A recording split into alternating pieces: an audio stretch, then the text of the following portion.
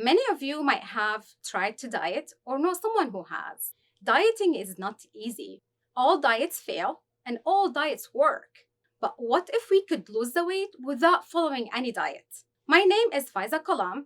I'm a postdoctoral researcher fellow in the preventive medicine at Feinberg School of Medicine at Northwestern University. My research focuses on fasting.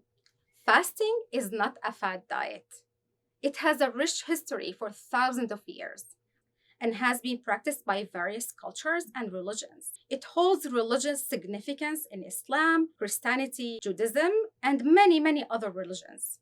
Different cultures also have different interpretation of fasting and meal timing. Throughout the history, people tend not to eat as frequent. The concept of 3 meals a day has emerged in the last hundred of years, and it may not be the best for our health. If we search for fasting books online, we will find hundreds of them. However, clinical research in this area is relatively limited, and this is where my research comes in. I study intermittent fasting in the clinical settings. My research focuses on intermittent fasting, which can be defined as alternating between eating and not eating, or eating window and fasting window. This window can last for hours, and we can repeat that every single day. We call it time-restricted eating, or it can last for days. We can do that 2 days a week, and we call it 5-2, or we can do it alternatively every other day, and we call it alternate day fasting. My research has shown that intermittent fasting does not only help in weight management, weight loss, or weight maintenance, it also helps in reducing the risk for cardiometabolic disease, such as type 2 diabetes, cardiovascular disease, blood pressure, or elevated blood lipids.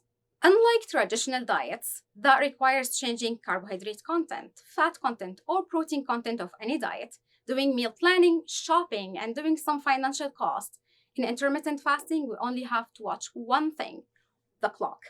In fact, many research has found that intermittent fasting and calories restriction leads to the same amount of calories restriction, but it's easier to cut the calories by watching the clock than following a strict diet plan. I have been studying the intermittent fasting and its effect on weight and cardiometabolic disease for the last 7-8 years.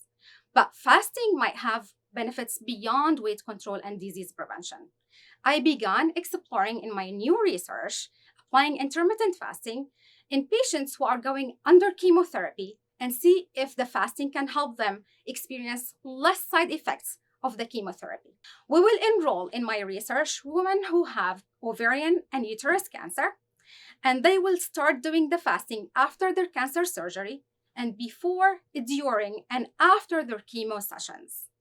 And we're hoping to have less side effects among these participants. While researchers are learning more about applying intermittent fasting in cancer population, remember, weight loss can be achieved by doing only one thing: watching the clock.